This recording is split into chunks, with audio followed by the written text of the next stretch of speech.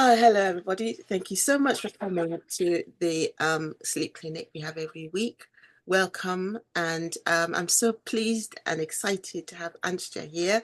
And it's an amazing person who really helps people with their mindset, help people with emotions, help people with different things they're struggling with.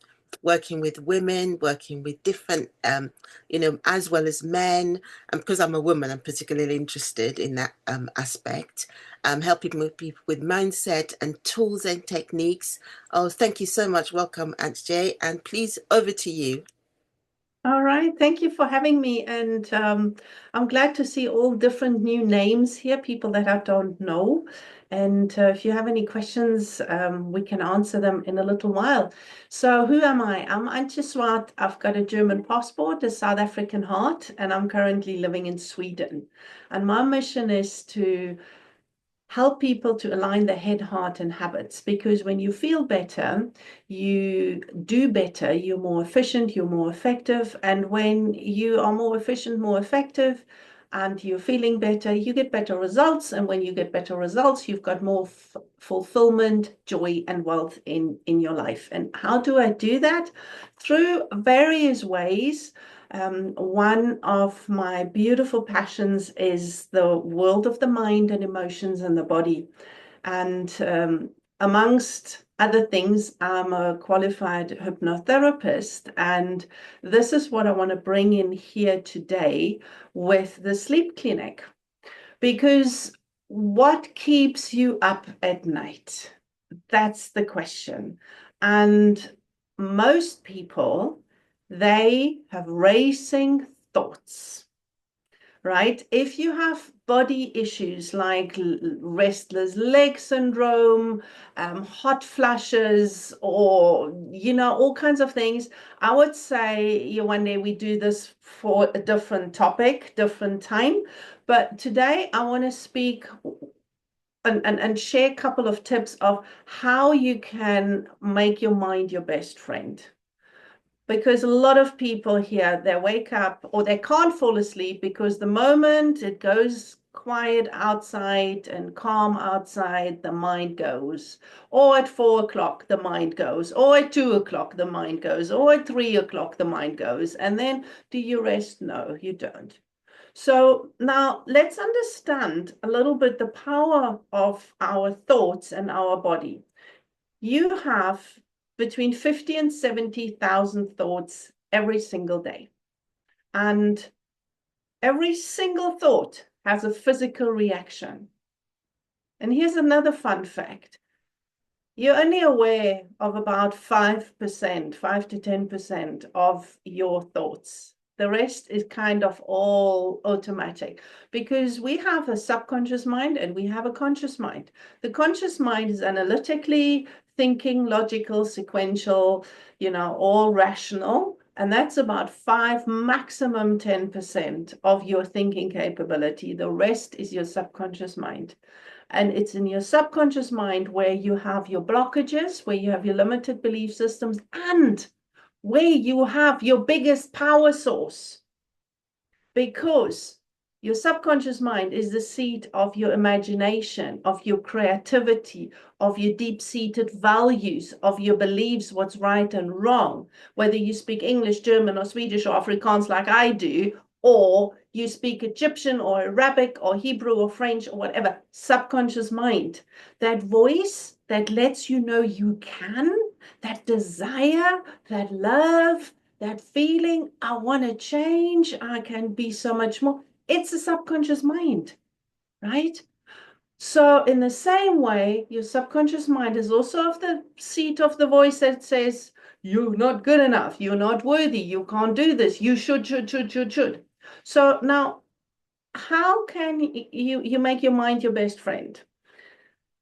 It's an ongoing process, and I want to just share some really quick tips here. And if you want to know more, please reach out to Yewande, reach out to me, and we can dive into details. But the thing is, the rule of the mind is you can only think one thought at a time. All right? You cannot think of gray, you cannot think of black and white at the same time. It gives gray. but you can only hold one thought at a time. So very important to remember. So now the other rule of the mind is, or a rule of you being a conscious human being is, you are not your thoughts. You are the maker of your thoughts. You always have a choice. Sometimes, if you're prone to anxiety and panic attacks, it feels like you don't have a choice, but you do. All right. So now, how can you make this work when sleeping? Ideally, you want to have a quiet mind, right? Okay. Now, I personally believe to have a quiet mind is impossible. Okay, so I mean, I could try to sit 50 years in the Himalaya on high altitude, just eat very dry food, and maybe I could quiet my mind. Okay, so let's not even go down that route, have a quiet mind, because having no thought is already a thought. So this is what I figured out for myself, and I'm sharing it with you. If you give your mind a thought that it runs itself to a point of standstill, you can drift off to sleep and to relaxation. Because every thought has a physical reaction. Now you think energetic thoughts, anxious thoughts, panic thoughts, you have a panic reaction. You think relaxing thoughts, neutral thoughts, you have a neutral or relaxing or an uplifting chemical reaction in your body. That is physics, energetics, and biology and chemistry. There is no other way. And it works 100% every single time.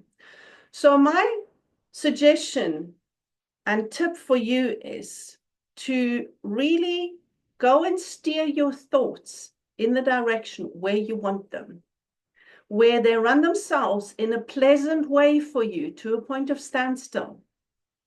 And we can go into details how it applies to each individual in a moment, but the principle remains the same. You do not want to suppress a thought, but you might want to redirect it so that you deal with it tomorrow.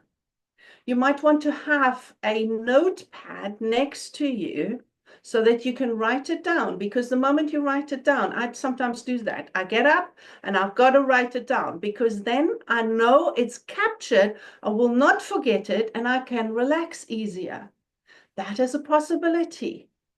And you ideally want to combine your thoughts with your breathing. Anxious thoughts create anxious breathing.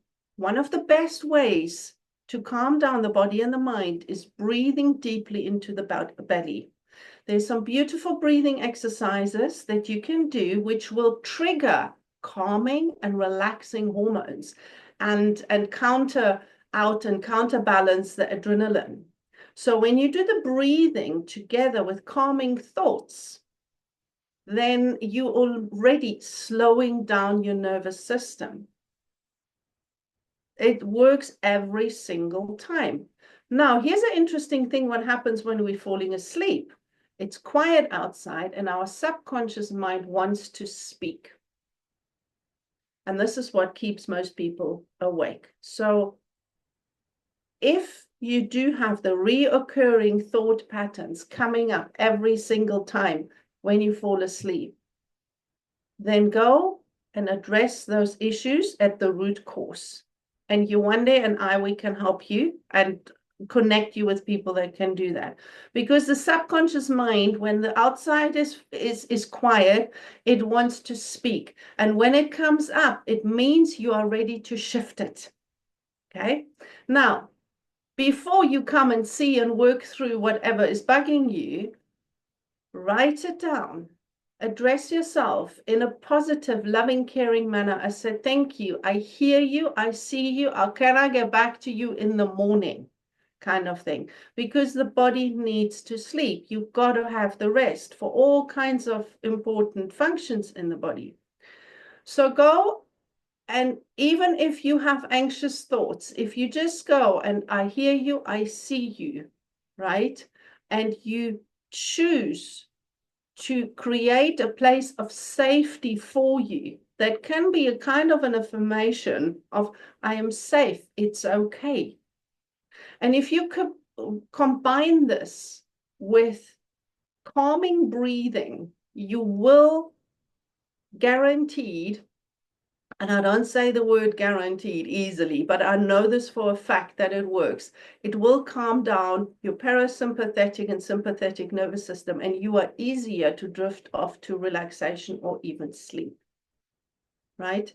Sometimes the issues have to be addressed, but it's about accepting them and putting them somewhere else instead of suppressing them. If you suppress them, you create resistance. You can't sleep when you're resistant. But if you keep in your mind a picture of, I am safe, it's okay, all is well, I can do this, I'm busy doing this. Or if you just simply count your breath, your mind is busy and it's not creating a stress response, it's not creating adrenaline, it's creating calming physical feel-good hormones, and it makes it easier to drift to sleep. And in that regard, one thing, anybody who doesn't fall asleep or wake up, switch your tablet and your phone off at least 30 minutes before you go to sleep. Do not have your phone or any electronics in the room. They are emitting electromagnetic frequencies, whether they're switched on or switched off. You have the electromagnetic frequencies. They are messing with your brain and they are messing with your hormones. Some people can sleep through this. If you have a sleep issue, all electronics out the bedroom. All right? And then you can bore yourself to sleep because you've got nothing to look at. All right. But you want to give yourself, you choose something that you give your mind to be busy and to be busy. But in that busyness, it creates feel-good hormones. It creates the chemical structure and sets a chemical platform for sleep and relaxation. And that starts with your thinking. And it works every single time. It takes a little bit of practice, but you can do that. Yeah. I think we open it up for questions here, because when we have real life situations, it brings that point across a little bit more tangible and makes it easy to go with that. Great. Thank you very much.